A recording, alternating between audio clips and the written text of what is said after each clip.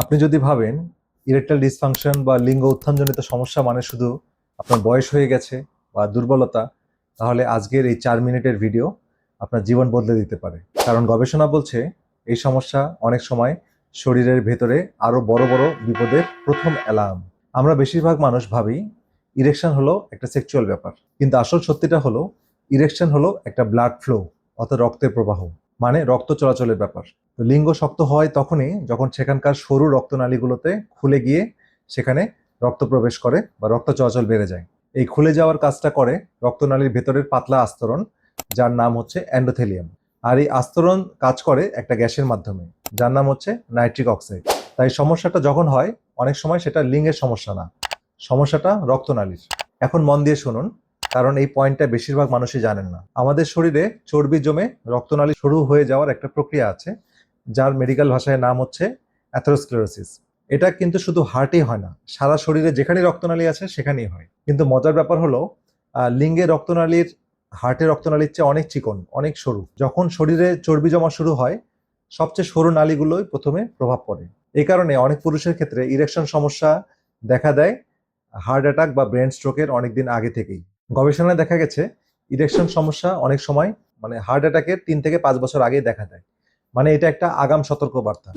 শরীর আপনাকে আগেই বলে দিচ্ছে, ভাই রক্তনালীর যত্ন নেন। এখন একটু পরিসংখ্যান নিয়ে কথা বলি।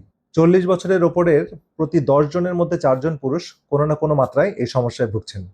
আর যাদের হৃদরোগ ধরা পড়ে তাদের প্রায় অর্ধেকেরই আগে থেকে ইরেকশন সমস্যা ছিল।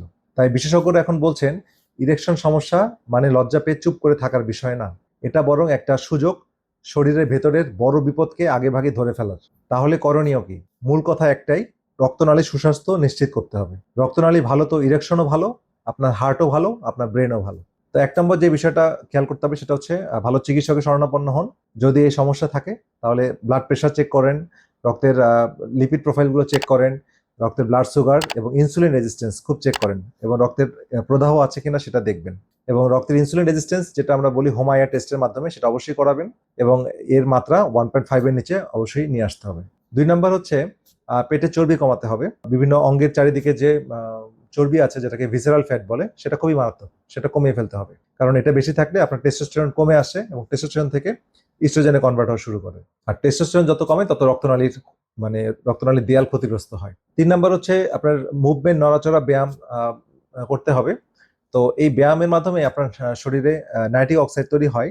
তো নাইট্রিক অক্সাইড আমাদের রক্তনালীকে প্রসারিত করতে এবং রক্তনালীর সুস্বাস্থ্য নিশ্চিত করতে সাহায্য করে। 4 নম্বর হচ্ছে ধূমপান ছাড়তে হবে। সিগারেট সরাসরি রক্তনালীর ভেতরে আস্তরণ নষ্ট করে। আর 5 নম্বর হচ্ছে সবুজ শাকসবজি আর ভালো প্রোটিন খেতে হবে। প্রকৃতিতে এমন কিছু উপাদান আছে যা রক্ত চলাচলে সাহায্য করে, তবে সেগুলো নিয়ে পরের ভিডিওতে বিস্তারিত বলবো।